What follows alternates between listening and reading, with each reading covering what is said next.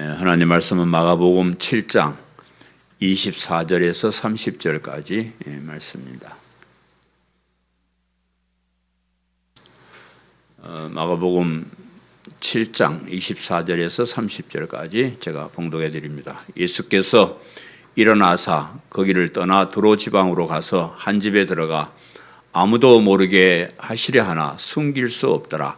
이에 더러운 귀신 들린 어린 딸을 둔 한 여자가 예수의 소문을 듣고 곧 와서 그 발 아래에 엎드리니 그 여자는 헬라인이요 수로보니게 족속이라. 자기 딸에게서 귀신 쫓아내 주시기를 간구하거늘 예수께서 이르시되 자녀로 먼저 배불리 먹게 할지니 자녀의 떡을 취하여 개들에게 던짐이 마땅치 아니하니라.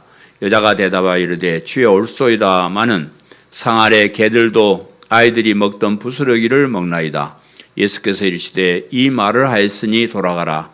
귀신이 내 딸에게서 나갔느니라 하시매 여자가 집에 돌아가 본즉 아이가 침상에 누웠고 귀신이 나갔더라. 아멘. 더운데 오셨어. 더우니까 빨리 설교를 마쳐야 되는데 오늘도 설교 분량을 보니까 꽤 많아서 빨리빨리 진행을 한번 해보겠습니다. 그 하나님의 아들 예수 그리스도의 복음의 시작이라는 이 제목이 붙은 마가복음을 살펴보고 있습니다. 이제 여러분이 자꾸 잊어버리니까 복습을 좀 해야 돼요.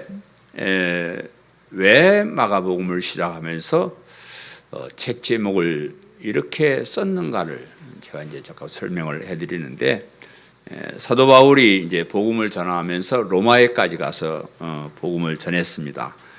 많은 사람들이 예수님을 믿게 되었죠. 그런데 로마 황제 네로의 박해가 시작되자 사람들이 믿음에 대한 회의가 일기 시작을 했습니다. 교회 가서 행복하고 좋고 복 받고 이러면 교회 다니겠는데, 예수 믿는 사람들을 박해를 하고 심지어 잡아다가 죽이기까지 하는데 우리가 이렇게 목숨을 걸고까지 교회 다녀야 되는가? 그런 생각이 들기 시작했고, 도대체 예수님이 누구시길래 우리가 이렇게 믿어야 되는가? 그런 생각들을 하게 되었습니다. 그래서 이제 사도 바울이 우리가 디모데후서를 공부하면서 배웠지만 급하게 마가를 불러옵니다. 마가를 불러와서 이 마가는 베드로의 수제자로서 예수님의 생애를 잘 알고 있는 그런 사람이에요. 그래서 베드로가 왔으면 좋은데 또 베드로도 이미 감옥에 갇혀 있고 예수님을 당시에 잘 아는 사람은 마가라고 생각이 되어서 마가를 불러서 거기서 마가복음을 기록을 하게 돼요. 예수님이 누구시길래 도대체 사도 바울은 복음을 전해서 예수님을 믿어야 된다 이걸 많이 강조했지 예수님이 누구신가 이런 거에 대해서 많이 설명을 안 했습니다. 그래서 이제 그 마가에게 예수님이 누구이신길래 우리가 믿어야 되는가, 그래서 마가는 결론을 제목으로 딱 붙여놔요. 예수님은 하나님이시고 예수님은 그리스도고 우리가 예수님을 믿는 믿음으로 의로운 사람이 되는 것이 복음이다. 그래서 그 말이 하나님의 아들 예수 그리스도의 복음의 시작이라. 이렇게 이제 마가복음을 기록을 하고 있습니다. 그래서 이제 그 마가복음을 읽으면서 염두에 두고 보아야 할 것이 우리가 이 제목을 생각하면서 보는 거예요. 여러분 이제 성경을 제가 자꾸 여러분 강조하잖아요.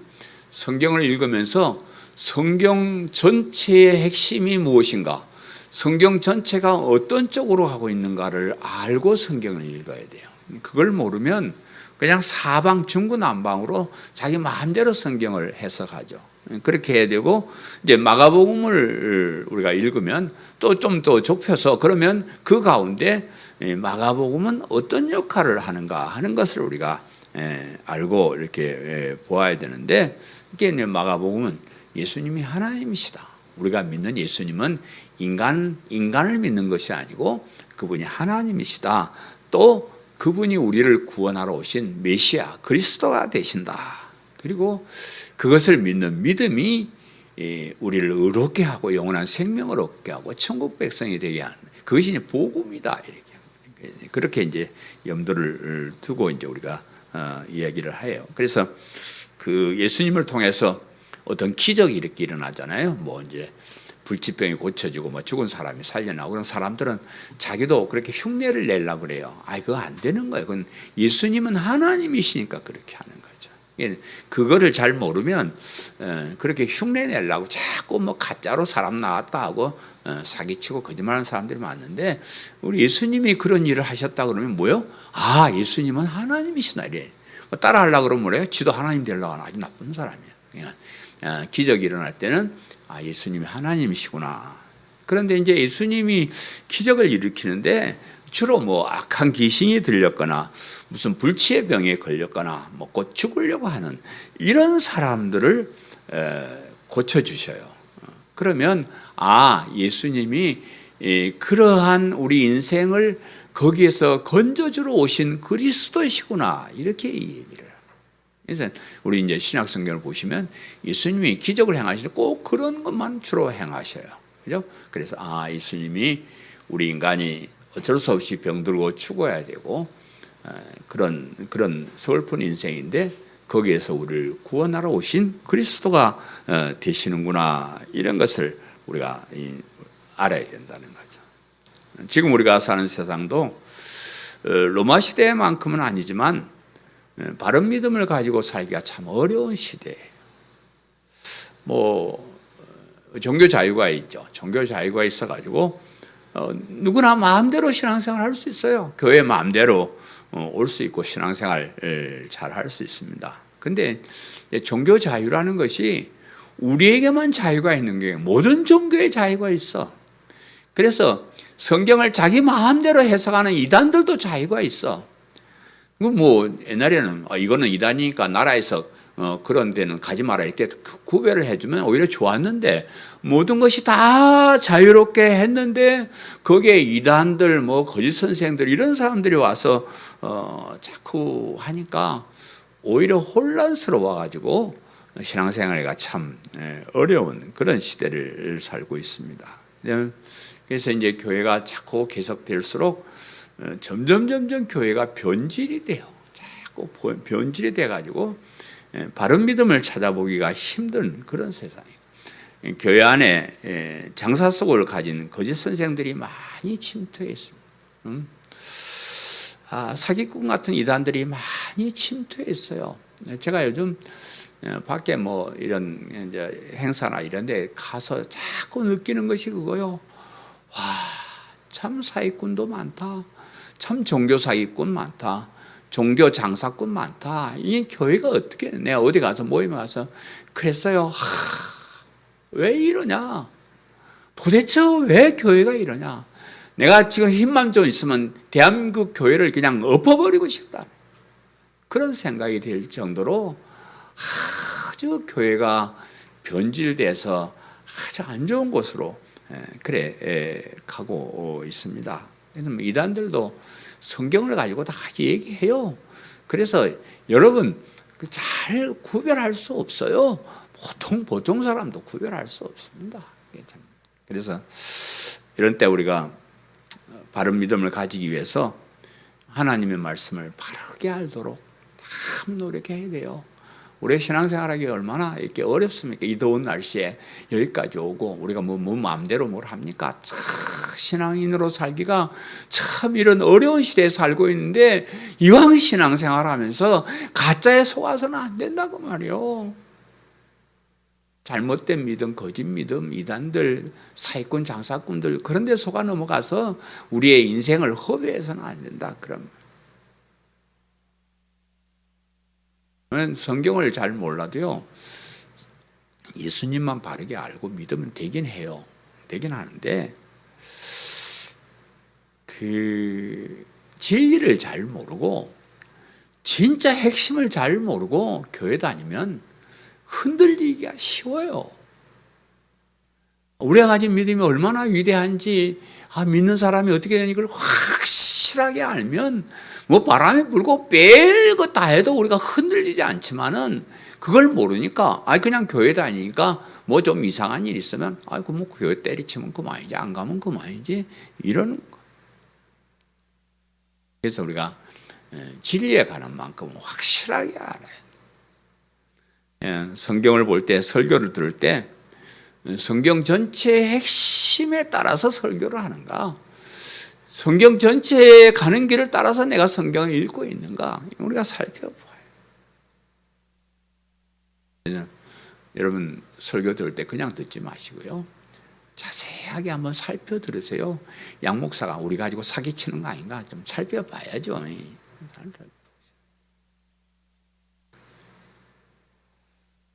오늘 이 본문 말씀은 한 이방 여인이 악한 귀신이 들린 딸을 고치기 위해서 예수님께 찾아와서 간청하고, 그래서 딸에게서 귀신이 나가고 온전한 사람이 되었다, 이렇게 이제 기록을 하고 있습니다. 그냥 그런 재미난 일이 있었구나, 역사적인 그런 것이 있었구나, 이렇게 이제 넘어가면 별 의미가 없습니다. 왜 그 많은 일들 중에 이 말씀은, 이 사건은 성경에 기록했는가, 특별히 마가복음에 기록했는가, 이런 것을 우리가 살피면서 설교를 드려야 됩니다. 그래서 오늘 이 설교 제목은 상아래 개들도 아이들이 먹던 부스러기를 먹나이다. 이런 설교 제목은 내가 처음 봤어. 상아래 있는 개들도 아이들이 먹던 부스러기를 먹나이다. 오늘 설교 제목입니다. 예수님께서 여인이 찾아오자 아예 여인을 무시해버려요. 자녀들의 떡을 빼앗아 개에게 주는 것이 마땅치 않다. 개 같은 여자야, 뭐 너가 와서 짓거리냐, 이런 식이에요. 아주 조롱하는 그런 말인데, 그 무시하는 듯한, 그 참을 수 없는 모욕을 느끼는 그런 말을 듣고 여자가 예수님께 대답하는 거예요. 예, 그런 맞습니다. 그렇지만 상아래 있는 개들도 아이들이 먹던 부스러기를 먹습니다. 이렇게 이제 고백을 합니다. 그래서 이렇게 고백했을 때 예수님이 이 여자가 믿음이 있구나, 이렇게 보시는, 평가를 그렇게 하셔요. 그래서 그 믿음대로, 그가 원하는 대로 그녀의 딸을 고쳐주셨다 하는 그런 얘기입니다. 먼저 이제 첫 번째 대제적으로 살펴볼 것은 자녀의 떡을 취하여 개들에게 던짐이 마땅치 아니하니라. 예수님의 말씀이에요.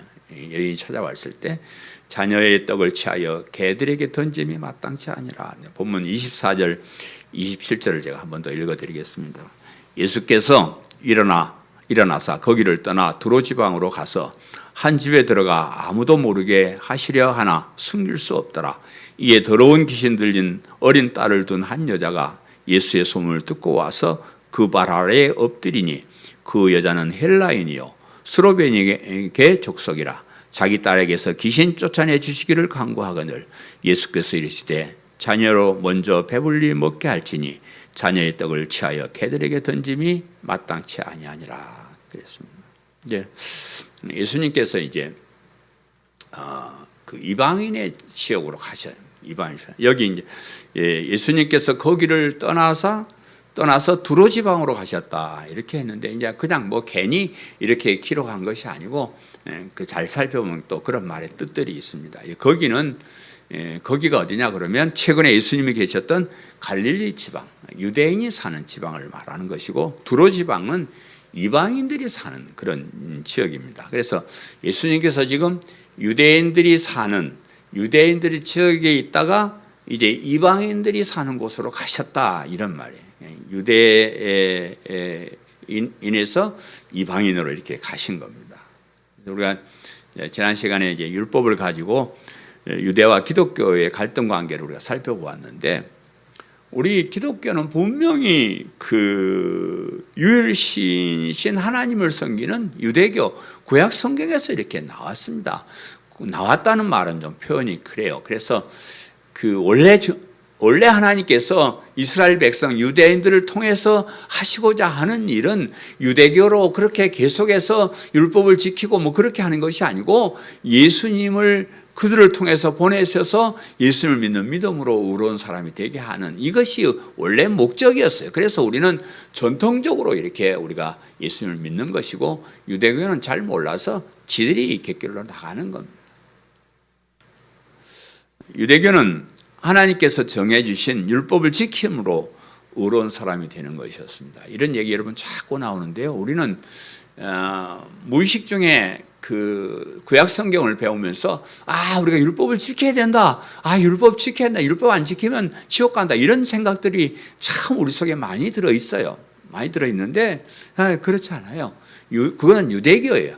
유대교는 이스라엘 백성들은 율법을 지켜서 의로운 사람이 되는 거, 하나님께 인정받는 겁니다. 그런데 기독교는 율법을 행함이 아니고 예수님을 그리스도 믿는 믿음으로 의로운 사람이 되는 거예요.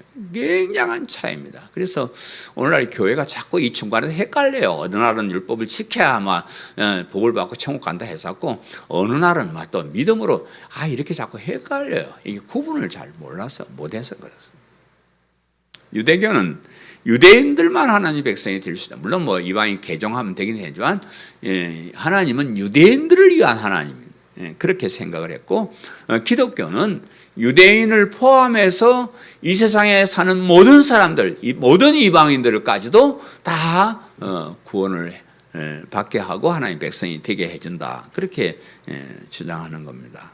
그래서 이제 이방인들이 예수님을 그리스도로 믿고 하나님의 백성이 되어갈 때 어떤 현상이냐 그러면 오랫동안 하나님을 섬기면서 절기를 지키고 율법을 지키고 장로들의 전해오는 그 유전을 다 지키던 이런 사람들하고 전혀 그런 것과 관계가 없는, 전혀 율법도 모르고 절기도 아무것도 모르는 이방인들이 와서 이렇게 함께 이렇게 신앙생활을 하는데 이게 갈등이 많이 있는 거예요. 그래서 지난번에 살펴봤던 종교회의에서 그냥 우리가 조상들이 섬겼던 율법이 절기 이런 것은 다 내려놓고 다만 인간으로 근본적으로 하지 말아야 될 것, 제사 드리는 음식 그거 먹지 말고 음행하지 말고 피를 조심하고 몸에다가 죽인 음식 짐승 먹지 말고 그런 아주 최소한의 것만 그냥 좀 지키는 척하자 그런 정도로만 얘기를 하고 오직 예수를 믿는 믿음으로 의로운 사람이 된다. 이렇게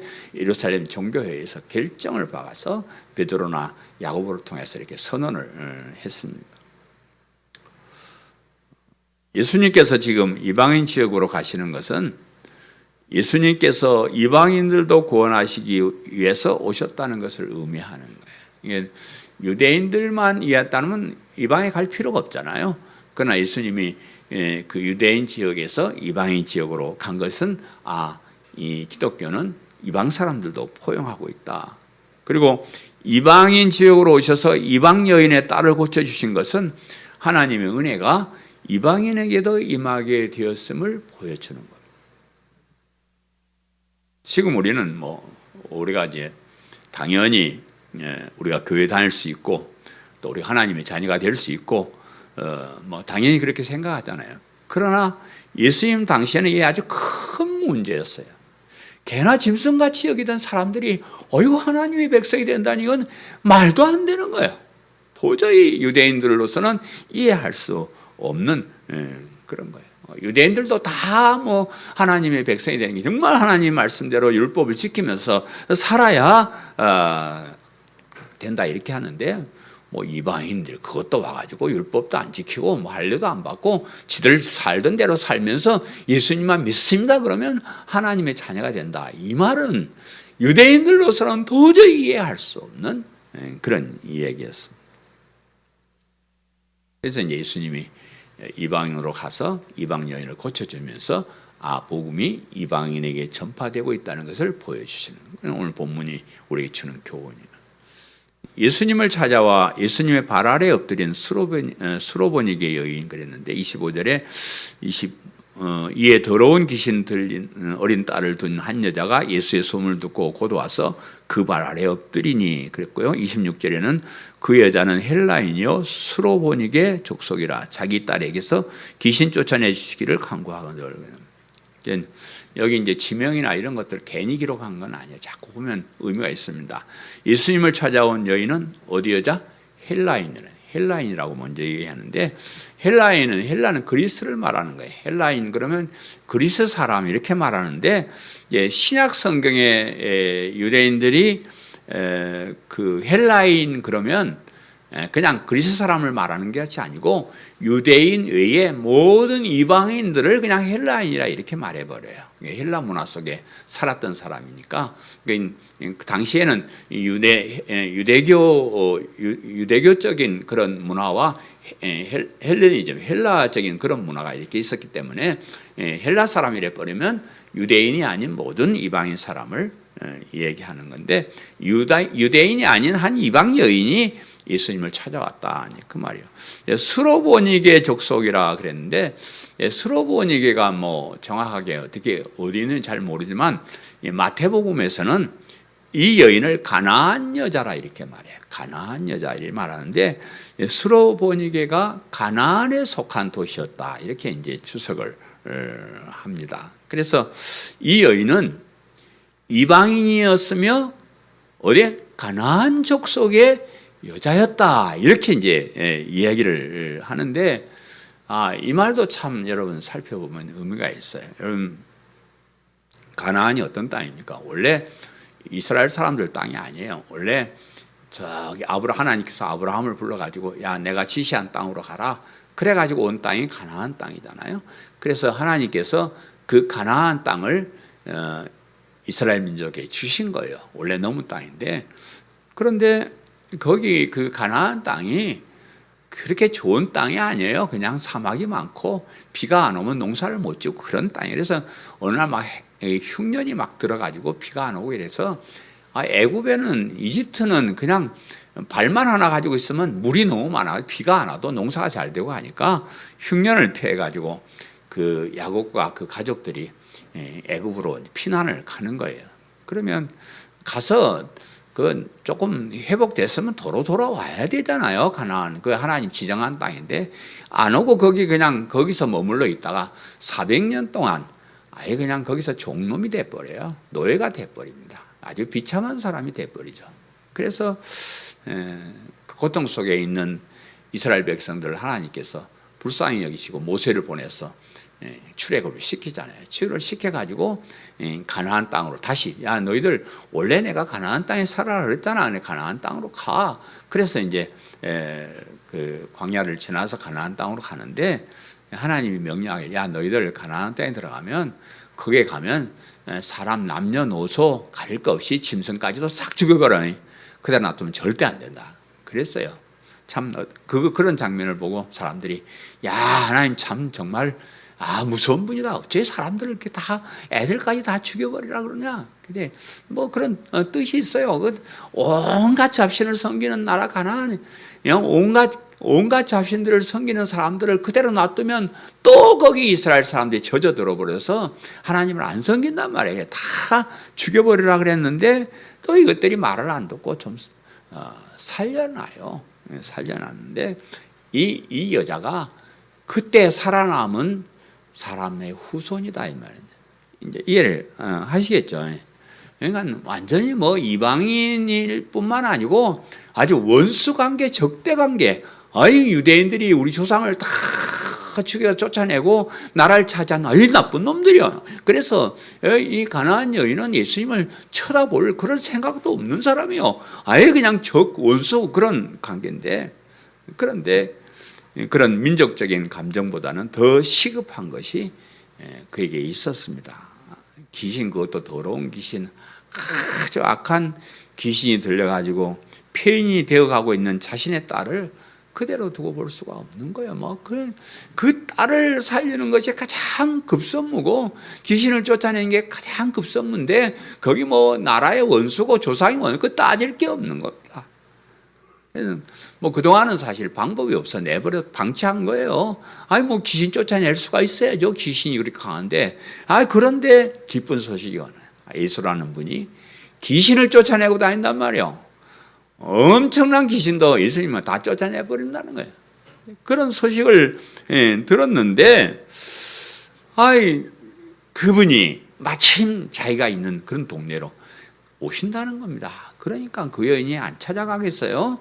열일 제끼어놓고 내가 우리 딸을 살려야 되겠다 이 일념으로만 찾아간 거예요. 그런데 문제는 그분은 유대인이고 자신은 이방 여인, 그것도 원수로 생각하는 가나안 족속의 후손인데 과연 그 예수님이 나 같은 것을 만나 주시게나 하겠냐고요. 예? 아니 그런 유대인의 핵심인 그런 인물이 나 같은 것을 만나 주겠나 걱정을 하고, 그래서 아주 단단히 마음을 먹고 각오를 하고 가서 예수님 발 앞에 가서 바짝 엎드려 버리는 거예요. 가가지고 뭐 예수님 좀 만나러 왔습니다 이런 게 아니고 그냥 가가지고 그 발 앞에 딱 엎드려 버리고 간곡하게 애원을 하는 겁니다. 오늘날 우리도 그 여인과 같은 우리도 이방인이요. 우리 유대인 아닙니다. 우리 이방인이고 우리는 하나님을 배반하고 떠난 타락한 인간의 후손이에요. 하나님 가슴 아프게 한 그 타락한 인간의 후손입니다. 창조주 하나님을 섬기지 않고 하나님을 해방하는 사탄을 섬기고 살던 그런 사람. 사실은 우리 속에도 다 귀신이 들어와서 귀신 들린 사람으로 귀신이 시킨 대로 마음의 악한 탐욕을 따라서 살았던 그런 사람. 그런 우리를 원수로 취급하지 아니하시고 우리 속에 있는 온갖 악한 것들, 귀신, 죄, 타락한 습성들, 그로 인한 심판, 지옥의 형벌에서 우리를 구원해 주셨다. 이게 복음입니다. 기쁜 소식입니다. 그럼 우리가 어떤 자세로 예수님을 만나야 될까요? 참 우리가 비참한데 영원히 멸망할 참 비참한 사람입니다. 흉악한 죄인데 어떻게 예수님을 찾아 만나야 될까요? 우리가 이런 자세로 예수님 나왔습니다. 어이구 뭐 대단한 사람처럼 이렇게 만나야 될까요? 아니에요. 우리도 예수님 발 앞에 바짝 엎드려 이 죄악에서 나를 구원해 주실 것을 간절하게 애원을 해야 될 그런 사람.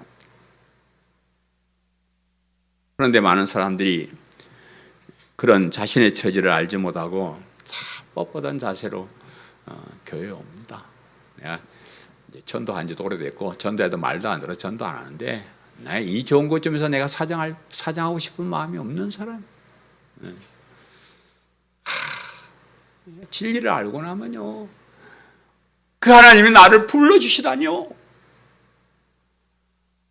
그 하나님이 나에게 이런 은혜를 주시다니요, 감사하고 감격해서 그 하나님 발 앞에 바짝 엎드려서 이 구원을 주신 은혜에 감사하고 감격하고 우리가 살아야 돼. 우리가 흉악한 죄인이었음을 잊지 마시기를 바라요. 지금은 우리 하나님 자녀지만 예수님께서 우리를 구원해 주셔서 이렇게 하나님의 자녀가 되었지만은 그렇지 않았다면 우리는 사탄의 종이고 지옥에서 형벌을 받아야 마땅한 그런 사람 되었다는 것을 우리가 잊지 마시기를 바라고요. 구원에 이르는 이 믿음이 얼마나 귀한 것인지 잊지 마시기를 바라요. 믿음을 그저 세상이나 복이나 받고 뭐 부자나 되고 이런 걸로 생각하지 마셔요. 믿음으로 구원에 이르게 하신 하나님 은혜가 얼마나 귀한 것이며 얼마나 감사한 것인지를 잊지 말고 사시기를 바랍니다. 그 여인에 대한 예수님의 태도를 기록하고 있는데 그 여인의 간절한 간구에 예수님은 냉정하셨어요. 아주 냉정하게 보이려고 하신 것 같아요. 그 여인을 개로 취급하였습니다. 그동안 유대인들이 가졌던 이방인에 대한 태도를 그대로 보여준 거예요.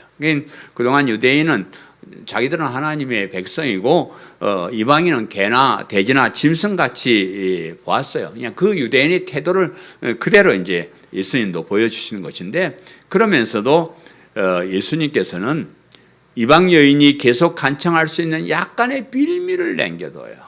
참 하나님 감사한데, 여기 이제 개라 그런 말은 야생의 사나운 들개를 말하는 것이 아니고 가정에서 키우는 애완용 개로 이렇게 말씀을 하셔요. 유대인들은 이방인들을 개라고 할 때 들깨 사나운 그런 개 뭐 이렇게 취급하는데, 예수님은 말을 약간 바꿔서 집에서 키우는 애완용 강아지 이런 식의 표현을 예수님이 써 주셨습니다. 그래서 이 여자에게 완전히 막 이렇게 꽉 잘라버리지 않고 약간의 빌미를 이렇게 남겨두셨는데, 그래서 이것은 그 여자를 시험하는 것일 수도 있었겠다 이렇게 생각해요. 그 여인에게 딸을 구원하고자 하는 마음이 얼마나 간절한지를 한번 보는 거예요. 저게 그냥 와서 어쩌다 한번 고쳐봐 이런 건지 정말로 간절하게 자기 딸을 위해서 왔는 것인지를 시험하는 것이고요. 예수님을 믿는 믿음이 얼마나 진실한지를 떠보기 위한 거예요. 정말로 내가 딸을 구원해 줄 수 있는 그런 사람으로 믿느냐는 것을 떠보는 겁니다. 근데 이 여인이요, 그 시험 문제를 아는 것처럼, 예수님의 마음을 아는 것처럼 끝까지 예수님께 매달렸고 간절히 간구를 해요. 딸을 고치고자 하는 간절한 마음, 예수님을 그런 능력이 있는 분으로 믿는 그런 확실한 믿음, 이런 것을 가지고 있는가를 예수님이 보셨고 여인은 그렇게 대답을 하는 거예요. 여러분, 우리가 세상 살아가면서요, 그런 시험들이 있습니다. 그런 테스트가 있습니다. 저는 목회를 하면서 참 많이 봐요. 하나님이 여러분이 이렇게 한 계단 한 계단 하나님 가까이 올 때마다 항상 이렇게 테스트를 거쳐요. 전에는 막 세례 한번, 나는 세례 주고 싶어서 막 세례 주려고 그러면 세례 안 받으려고 막 몸부림치는 그런 사람도 있었고요. 또 뭐 재직이 되거나 뭐 이런 데서 그런 테스트가 있는데, 요즘 뭐 여러분 코로나 때문에 우리가 이렇게 다 많이 이렇게 줄어들었지만 이런 것도 하나의 테스트예요. 정말로 얘가 간절하게 구원을 바라고 있는가? 정말로 그 죄에서 형벌에서 구원받기를 간절히 열망하고 있는가? 정말로 예수님을 그리스도 믿으면 그렇게 거기에서 구원해 줄 수 있는 그런 능력이 예수님께 있는가를 우리가 확실한가, 그것을 테스트하는 거예요. 그런 시험에 여러분 늘 이기셔야 됩니다. 시험에 승리하는 자가 더 큰 믿음을 가질 수 있는 겁니다. 상아래 개들도 아이들이 먹던 부스러기를 먹나이다. 두 번째 대지죠. 이 자신을 개라고 낮춘 여인을 우리가 살펴봅니다. 이 여인은 예수님께서 자신을 향해서 너는 개다, 개 같은 사람이다 이렇게 말씀을 하시는데, 거기 저항하지 않고 그렇습니다, 저는 개 같은 여자입니다 이렇게 그것을 그냥 받아들이고 인정을 하는 겁니다. 그러면서도 아주 지혜롭게 구원의 은혜를 강구하는데, 개들도 주인의 상에서 아이들이 먹던 부스러기를 먹지 않습니까? 그렇게 이제 은혜를 구하는 겁니다. 그래, 그 부스러기라도 은혜를 주시면 우리 딸이 낫는다는 거예요. 뭐 큰 거 좋은 거 달란 말 안 하고 그저 먹다 남은 찌끄레기도 그 은혜라도 주시면 그 은혜가 엄청나기 때문에 우리 딸이 확실히 나을 수 있다, 이런 심령으로 말씀을 드린 겁니다. 우리도 좀 그런 마음을 좀 가져야 돼요. 그런 마음. 제가 시간이 없어서 좀 이 얘기를 줄이는데, 그 다윗 왕이 왕이 돼가지고요, 그 사울 왕의 손자를 갖다가 무비보셋이라는 다리를 저는 참 별 볼일 없는 사람이 있었는데, 그 사람을 왕족을 다 멸해버려야 후환이 없는데 그 사람을 데려다가 사울 왕의 재산을 다 돌려주고 다윗 왕의 밥상에서 먹게 그렇게 해줬습니다. 그때에 이 사람이 말하기를, 이 종이 무엇이기에 왕께서 죽은 개 같은 나를 돌보시나이까. 참 제가 그 대목을 읽으면서 이 죽은 개 같은 나를 왕께서 무엇땜새 돌봐주십니까? 우리가 하나님께 향한 그런 말씀, 죽은 개만 또 못한 우리를 만왕의 왕이신 하나님께서 어찌 이렇게 돌봐주십니까? 어떻게 우리에게 이렇게 은혜를 베푸십니까? 그런 마음을 가져. 여러분, 우리 자신을 낮추면요, 우리 자신이 낮아지면요, 하나님의 은혜는 엄청 커지는 거예요. 내가 교만하게 높아지면 하나님 은혜가 뭐 잘 보이지도 않고 자기 잘난 거 자기 자랑만 하는 거예요. 그래서 하나님은 교만한 삶을 제일 싫어한다. 여러분, 우리의 과거의 모습을 알고 자신을 바짝 낮출 줄 알아야 돼요.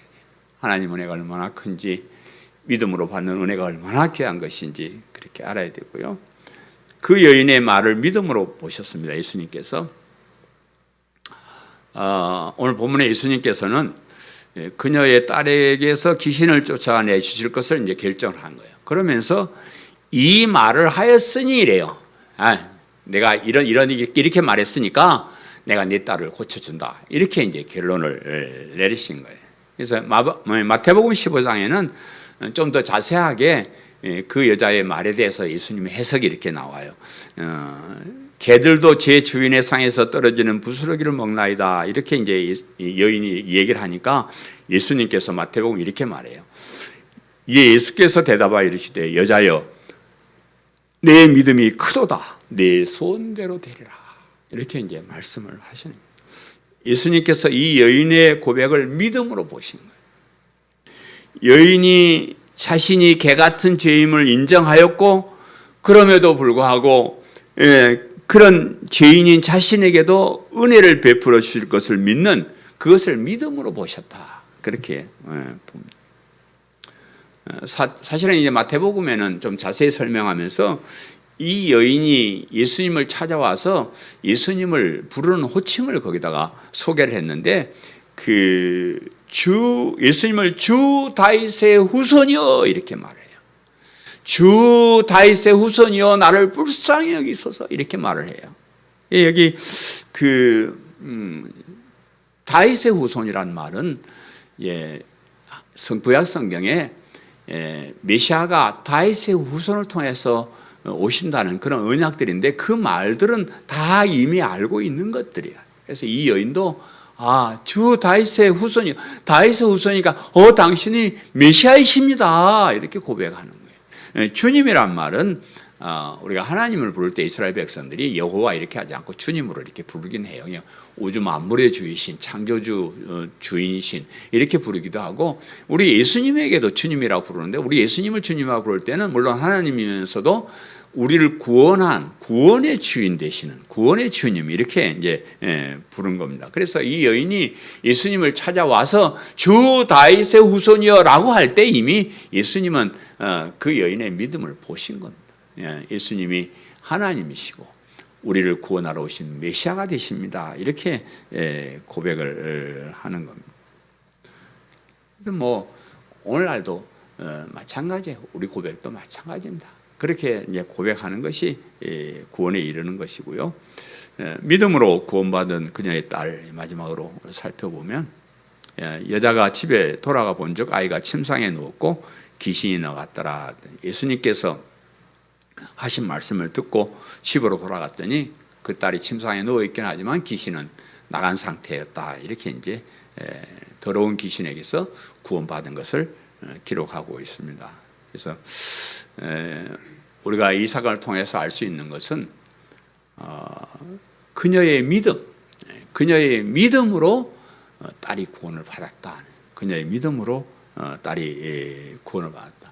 그 여자가 예수님께 찾아가서 한 것도 아무것도 없어요. 무슨 선물을 가서 사들고 간 것도 아니고요. 무슨 예수님 뭘 시켜서 그것을 순종한 것도 아니고요. 그냥 가서 발 아래 그냥 탁 엎드려서 야 너는 개 같은 인간이야 라고 할 때 제가 그런 죄인이다라고 고백한 거. 그러나 그 은혜 나 같은 죄인에게도 하나님 은혜를 베풀어 주실 믿습니다 하는 그런 신앙 고백만 한 거예요. 그래서 예수님께서 그런 모습을 보시고 내 믿음이 너를 구원한다. 너뿐만 아니라 너희 딸도 구원하였다. 그렇게 해주셨습니다. 사랑하는 성도 여러분, 오늘은 이방인임에 귀신 들린 딸을 둔 한 여인이 예수님께 찾아와서 믿음 있는 말로 고백을 함으로써 귀신에게서 구원을 받게 되었다 하는 것을 우리가 살펴보았습니다. 이 말씀을 통해서 우리는 마가복음의 주제대로 이런 귀신을 쫓아낼 수 있는 예수님 당신은 하나님이십니다.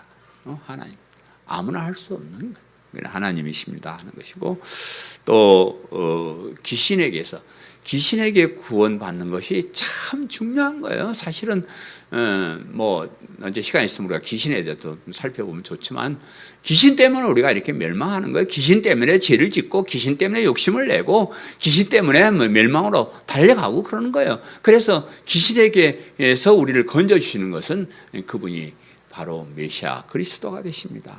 예수님, 이런 것을 하는 거 보니까 예수님이 오실 메시아이시군요, 그리스도이군요, 이렇게 하는 것이고요.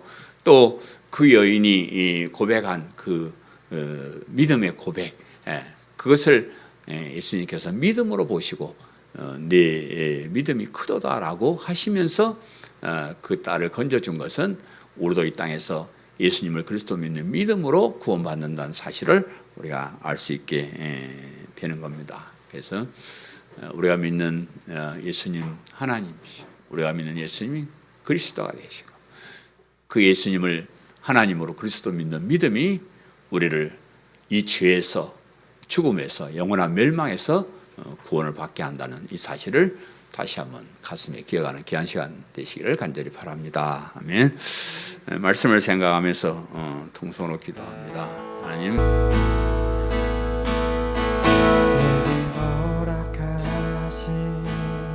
시련을 통해 나의 믿음 더욱 강하게 자라나고, 험한 산과 골짜기 지나는 동안 주께 더 가까이 나를 이끄시네.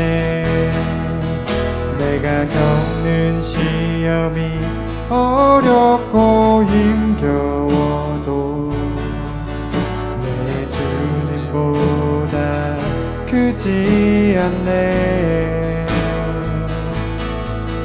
내 앞에 바다가 갈라지지 않으면 주가 나로 바다 위 걷게 하리. 나는 믿네.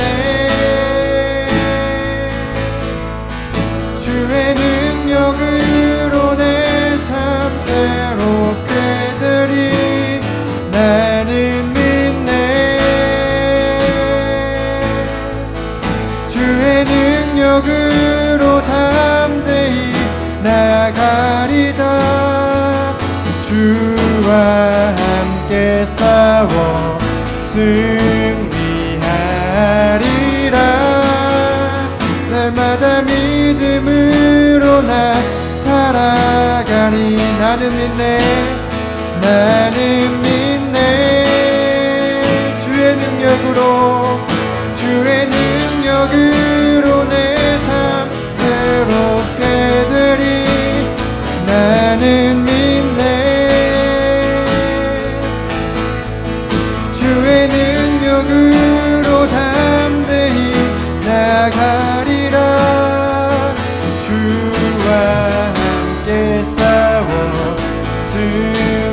승리하리라. 날마다 믿음으로 나 살아가리.